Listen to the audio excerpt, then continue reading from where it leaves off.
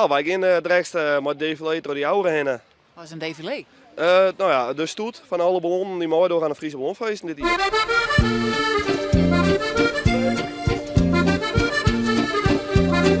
Ze zijn een défilé. Toen dacht ik, wat is dat? Toen zijn ze een optocht. Ik dacht, een optocht met ballon, hoe dan? Nou, er binnen zijn er auto's, maar de koer erachter. Dadelijk door de haatstritten in de jouwer. En het mooiste is, er komt ook nog een dweilorkest voor. Ja, ik ken me er ook net op. Komt jongen, Jen, hier is waar. Hier is waar. Ja, dit is heel speciaal, want dit is dus heel uniek.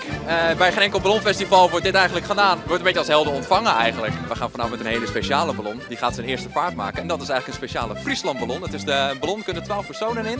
En die heeft eigenlijk de grootste Friese vlag die er maar bestaat als logo.